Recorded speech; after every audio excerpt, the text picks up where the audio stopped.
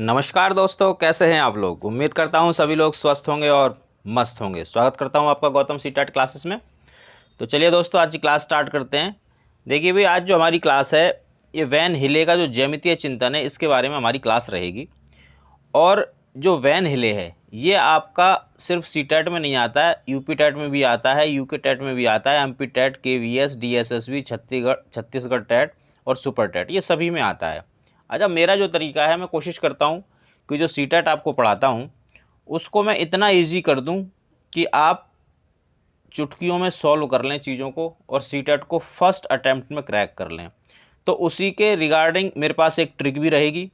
इसी ट्रिक से आपको याद हो जाएगा वैन हिले का ज्यामितीय चिंतन। ज़्यादा सोचने की ज़रूरत नहीं है। और भाई, इस वैन हिले के बारे में आपको बता दूं कि कम से कम 2 मार्क्स तो आने ही आने हैं, यानी कि 2 क्वेश्चन तो आने ही आने हैं सीटेट में। ज़्यादा भी आ जाते हैं, कई बार 3 भी आ जाते हैं। और इन 3 नंबरों को या 2 नंबरों को याद करने की एक आपको ट्रिक ऐसी बता दूंगा कि समझ लो ये नंबर आपके पक्के हो जाएंगे। तो चलिए, वैन हिले का ज्यामितीय चिंतन क्या है इस बारे में डिस्कस करते हैं और आज की क्लास को शुरू करते हैं। जी हाँ, वैन हिले ज्यामितीय अधिगम सिद्धांत या ज्यामितीय चिंतन के बारे में इसने बात की।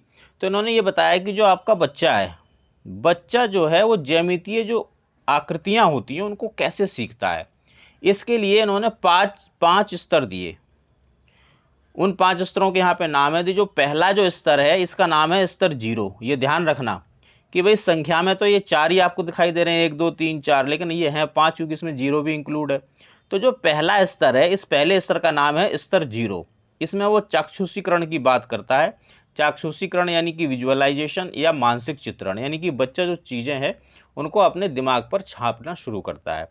दूसरा जो आपका स्तर है, इस स्तर का नाम है, दूसरे वाले स्तर का, स्तर 1। और इसमें इसको हम बोलते हैं विश्लेषण। और जो तीसरा आपका स्तर है इसका नाम है स्तर 2, ये अनौपचारिक निगमन होता है। और जो चौथा स्तर है इसका नाम है स्तर 3, यह औपचारिक निगमन। और पांचवा जो होता है जिसका नाम है स्तर 4, दृढ़ता या रिगर।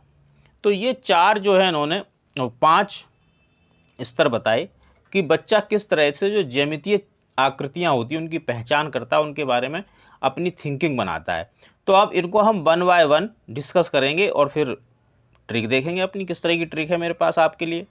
चलिए, पहला जो इसका स्तर है जिसका नाम है स्तर 0, ये ध्यान रखना कि ये 0 से स्टार्ट हो रहा है। कई बार क्या होगा कि वो दे देगा, पूछेगा कौन से स्तर में, आप जो 0 स्तर उसको भूल ही जाते हो। स्तर जो स्तर 1 है आप अगले वाले स्तर को स्तर 1 समझ लेते हो। तो इस चीज़ का थोड़ा सा आप ध्यान रखना। देखो, चाक्षुषीकरण, चाक्षुष का मतलब होता है आँखें, यानी कि आँखों से देखकर किसी चीज़ को आइडेंटिफाई करना, ये आपका चाक्षुषीकरण या विजुअलाइजेशन कहलाता है।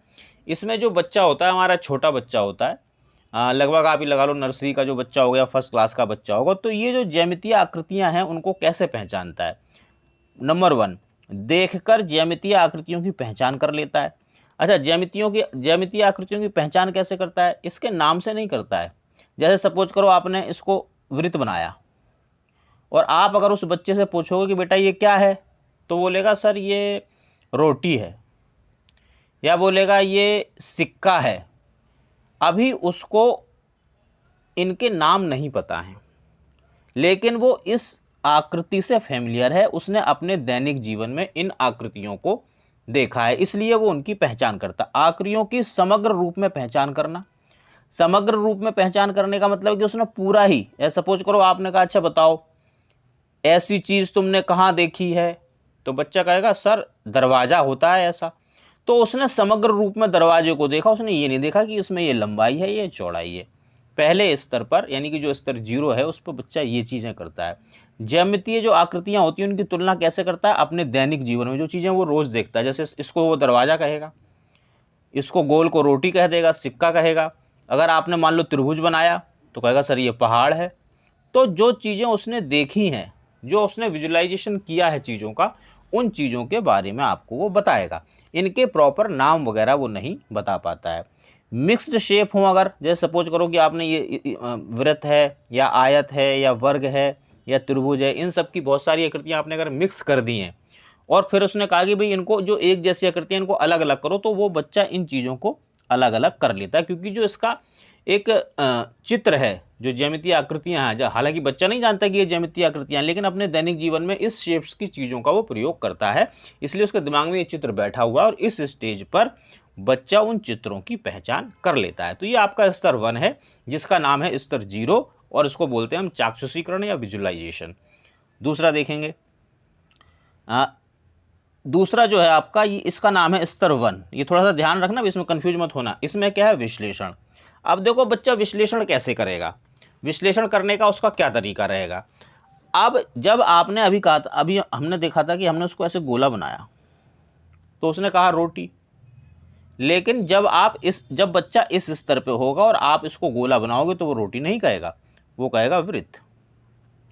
या आप जब उसको ऐसे आयत बनाओगे तो वो इसको दरवाजा नहीं कहेगा, वो क्या कहेगा, वो इसको कहेगा आयत। यानी कि अब जो आकृतियां बच्चा पहले सिर्फ उनकी शेप्स के हिसाब से जानता था, जो अपने दैनिक जीवन में प्रयोग करता था, अब वो उनके नाम जानने लगा है। तो यानी कि जो उसकी विशेषता है, विशेषता के आधार पर आकृतियों की पहचान करने लगता है। अब ये उसकी विशेषता है आयत की, कि आयत इस तरह का होता, तो उसने उसका नाम जान लिया। विश्लेषणात्मक तर्कणा करना विशेषता के आधार पर। अब विश्लेषणात्मक तर्कणा करने का मतलब क्या है कि अब बच्चा इसको दरवाजा ना कह के आयत कह रहा है। अब आयत की विशेषताएं, यानी कि इसमें लंबाई चौड़ाई दो चीज़ें होती हैं, लंबाई और चौड़ाई इनकी आपस में बराबर होती है। तो ये बच्चा जो विशेषता होती है इनकी, इसके आधार पर बच्चा तर्क करने लगता है। आकृतियों की परिभाषा का ज्ञान होना परंतु अर्थ पता नहीं, यानी कि बच्चा आकृति जो होती है उसकी परिभाषा सीख लेता है कि आमने सामने की भुजाएं जो है बराबर होती हैं आयत में, या वर्ग में चारों भुजाएं बराबर होती हैं, जिस आकृति की चारों भुजाएं बराबर हों वो वर्ग कहलाता है। इस तरह की परिभाषा बच्चा सीख लेता है, याद कर लेता है, लेकिन उसका अर्थ नहीं जानता है।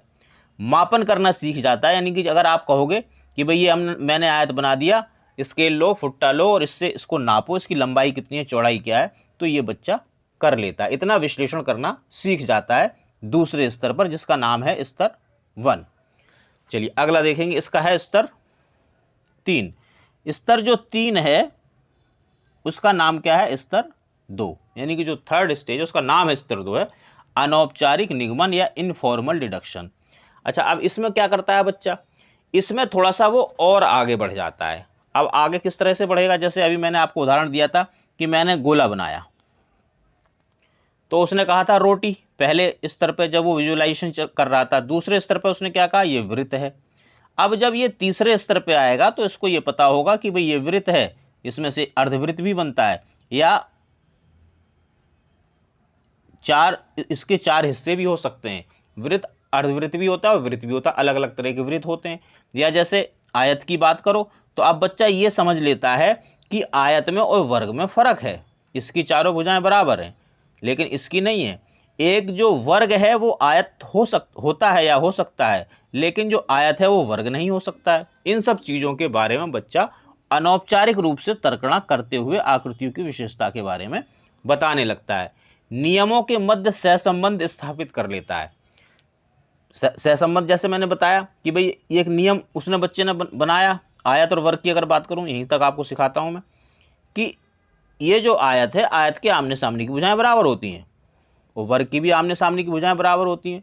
तो इसका कहने का मतलब जो वर्ग है वो आयत हो सकता है, लेकिन जो आयत है वो वर्ग नहीं हो सकता। क्यों? क्योंकि वर्ग की एक विशेषता ये भी है कि इसकी चारों भुजाएं बराबर होती हैं, जबकि आयत की नहीं होती हैं। तो इस तरह के जो सहसंबंध हैं वो बच्चा इस स्टेज में, यानी कि थर्ड स्टेज में स्थापित करने लगता है और इस थर्ड स्टेज का नाम है स्तर 2, अनौपचारिक निगमन। अब अगला देखेंगे फोर्थ स्टेज। अब देखिए ये फोर्थ स्टेज आ गई। फोर्थ स्टेज का नाम है स्तर 3। ये थोड़ा सा देखो ध्यान रखने वाली बात है, उसको ध्यान रखना है। इसको बोलते हैं हम औपचारिक निगमन या फॉर्मल डिडक्शन। अब इसमें क्या है, इसमें बच्चा थोड़ा सा और आगे बढ़ जाता है। और आगे कैसे बढ़ जाता है कि जैसे मान लो फर्स्ट स्टेज पे तो आपने ये उससे बोला था कि भाई ये क्या है, तो उसने कह दिया था सर पहाड़ है। दूसरे स्टेज पे पहुंचा तो उसने इसको बोला त्रिभुज है। अब तीसरे स्टेज पे जब वो आएगा तो कहेगा भाई त्रिभुज के प्रकार कितने हैं, वो ये चीज़ सीख जाएगा। जब वो चौथे स्टेज पे आएगा तो यहाँ वो त्रिभुज के ऊपर संक्रियाएं करने लगेगा, एक्टिविटीज करने लगेगा। एक्टिविटीज कैसे करने लगेगा, वो ये बताने लगेगा कि भाई ये त्रिभुज है और त्रिभुज के तीनों कोणों का योग 180 डिग्री होता है। ये क्या प्रमेय है, ये कैसे 180 डिग्री होता है, इन चीज़ों को बच्चा याद करने लगता है, सिद्ध करने लगता है। प्रमेय जो है सिद्ध करने लगता है, प्रमेय का निगमनात्मक तौर पर सिद्ध करने लगता है। यानी कि उसको अगर आप सिद्ध करने के लिए दो कि भाई त्रिभुज है, त्रिभुज के तीनों कोणों का 180 डिग्री कैसे होता है, तो वो अपना देखेगा कि कैसे होता है। अभी इसको करेगा, इसको करेगा, इसको करेगा, कौन सा कोण है, ये तीनों कोण कितने होते हैं, ये टोटल कितना होता है, ये सारी चीज़ें बच्चा ये एक्टिविटीज़ फोर्थ स्तर में, फोर्थ जो उसका स्तर उसमें करने लगता है। परिभाषाएं उसको याद हो जाती है और इन परिभाषाओं को याद करने के साथ साथ वो सिद्ध भी करता है, बताता भी है कि भाई ये परिभाषा ऐसे आई। औपचारिक गणितीय पद्धति का प्रयोग करने लगता है। औपचारिक गणितीय पद्धति का मतलब ये होता है कि भाई गणित किस चीज़ के लिए फेमस है। गणित जो है कैलकुलेशन के लिए फेमस है, तो बच्चा कैलकुलेशन करने लगता है। कैलकुलेशन करने के साथ साथ जो आपका क्या कहते हैं, जो ज्यामितीय रचनाएं हैं इनके ऊपर एक्टिविटीज करने लगता है, प्रमेय सिद्ध करने लगता है। तो ये इस स्टेज में, फोर्थ स्टेज में बच्चा ये सारी चीज़ें कर देता है। अच्छा, इसके बाद है लास्ट जो स्टेज है इसकी, वो है स्तर 4, और ये स्टेज जो है आपकी वो 5। बस इस चीज़ का देखो थोड़ा ध्यान रखना कि स्तर 1 जो है 0 है और जो 2 है वो 1 है, मतलब एक एक का फर्क है संख्याओं में, तो ये आप थोड़ा ध्यान रखना। अब दृढ़ता या रिगर में वो क्या करता है, देखो ये जो स्टेज है ये बहुत हाई स्टेज है। ये कॉलेज में जब बच्चा पहुंच जाता है, यानी कि स्कूल से जब बाहर निकल जाता है, ये तब ये चीज़ें स्टार्ट होती हैं। प्रमेय को विभिन्न अवधारणा पद्धतियों से स्थापित करने लगता है। अब स्थापित करने का यहाँ पे क्या मतलब है, यहाँ स्थापित करने का मतलब है कि जो फोर्थ स्टेज पे उसने प्रमेय जो सिद्ध करने लगा था, अब एक प्रमेय का, जैसे सपोज करो मैं त्रिभुज का उदाहरण लेता हूँ कि ये त्रिभुज है। अब इसमें वो ये सिद्ध करना चाहता है कि 180 डिग्री होता है त्रिभुज के तीनों कोणों का योग। तो एक दूसरी प्रमेय ये भी है कि भाई जो ये लाइन होती है इसके ऊपर जो ये कोण बनता है ये 180 डिग्री का होता है, ये भी एक प्रमेय है। तो एक प्रमेय में दूसरे प्रमेय को वो स्थापित करने लगता है। उन जो अवधारणाएं हैं, प्रमेय की जो अवधारणाएं हैं, गणित की जो अवधारणाएं, एक अवधारणा को दूसरी अवधारणा में वो प्रयोग करने लगता है। उच्च स्तर की अमूर्तता आ जाती है, यानी कि अब बच्चे को मूर्त चीज़ों की जरूरत नहीं है, चित्र की जरूरत नहीं है, वो विश्लेषण अपने आप ही करने लगता है। तो इस तरह से ये जो 5 स्टेजेज हैं ये वैन हिले ने दी थी कि किस तरह से बच्चा ज्यामितीय चीज़ों को सीखता है। इसको थोड़ा सा हम दोबारा देख लेते हैं कि जो पहली स्टेज है वो है 0, जो दूसरी है वो है 1, जो तीसरी है वो है 2, जो चौथी है वो है 3, और जो पांचवी है वो चाक्षुषीकरण और विश्लेषण।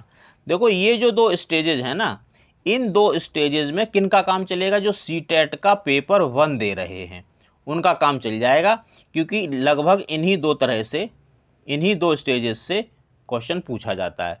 और जो सेकंड पेपर दे रहे हैं उनको यहाँ तक पढ़ना पड़ेगा, क्योंकि आपका बच्चा लगभग यहाँ तक पहुँच जाता है। सेकंड पेपर का मतलब है कि 8वीं क्लास तक, और 8वीं क्लास में बच्चे प्रमेय वगैरह करने लगते हैं। अच्छा, जो ये दृढ़ता है ये थोड़ा सा हाई लेवल का है, स्कूल से बाहर की बात है, तो ये लगभग नहीं आता है। लेकिन फिर भी वो क्वेश्चन को इस तरह से भी देते हैं सीटेट में कि आपको ये भी याद होनी चाहिए। कैसे दे देंगे, वो एक क्वेश्चन दे देंगे कि भाई उन्होंने 5 स्टेज दे दी कि भाई ये 5 स्टेज जो हैं ये वैन हिले की हैं और इनका क्रम बदल दिया। बाद में आपसे कहेगा उनको क्रम में लगाओ, 4 ऑप्शन दे देगा कि भाई ये पहले ये, दूसरी ये, तीसरी ये। तो इसमें भी आप फंस सकते हो, तो इसमें आप ना फंसो और आपको वैन हिले की सारी जो स्टेजेज हैं वो याद रहें। इसके लिए मैंने एक छोटा सा जुगाड़ तय किया है, और ये जुगाड़ मैं आपको समझा देता हूँ, एक फार्मूला समझा देता हूँ। आप एक शब्द को याद करना, उस शब्द का नाम है वेफर, VAIFR, वेफर। ये वेफर अगर आपने याद कर लिया तो देखो सब कुछ याद हो गया। V4 visualisation, A4 analysis, I4 informal, F4 formal, R4 rigour. तो ये आपको पांचों की पांचों स्टेजेस जो वैन हिले की हैं ये याद हो जाएंगी। और अगर जो दूसरी तरह का क्वेश्चन आता है कि भाई इसको क्रम में लगाओ, तो अगर आप ये वेफर याद रखते हो तो आपको इसका क्रम भी याद रहेगा, आप इसके क्रम को भी नहीं भूलोगे। VAIFR, वेफर, हिंदी में भी लिख दिया मैंने ताकि आप अच्छे से इसको समझ लो कि ये क्या लिखा हुआ है। और इसी वेफर से आपको वैन हिले की पांचों स्टेजेस आराम से याद हो जाएंगी। स्टेज बाय स्टेज मैंने आपको समझा दिया किस स्टेज में बच्चा किन किन चीज़ों को सीखता है। तो मित्रों ये आज की हमारी क्लास थी, उम्मीद करता हूँ आप क्लास पसंद आई होगी। अच्छी बुरी जैसी भी लगी हो कमेंट करके ज़रूर बताएं। सब्सक्राइब, लाइक, शेयर ये सब करते रहें और बेल भी दबा दें भाई, क्योंकि जब तक आप बेल नहीं दबाओगे आपको नोटिफिकेशन नहीं मिलेगा। तो मित्रों ये जो मेरा नंबर है, इस नंबर पे आप, अगर आपको किसी भी तरह की ज़रूरत है सीटेट से रिगार्डिंग, नोट्स चाहिए, पीडीएफ्स चाहिए, कोई गाइडेंस चाहिए तो आप मुझे इस नंबर पर व्हाट्सअप कर सकते हैं। आई विल हेल्प यू, पूरी मदद करूँगा सीटेट को आप क्लियर करवाने में। और बाकी मित्रों, मिलेंगे हम अगली क्लास में। तब तक के लिए आप सभी लोग स्वस्थ रहें और मस्त रहें।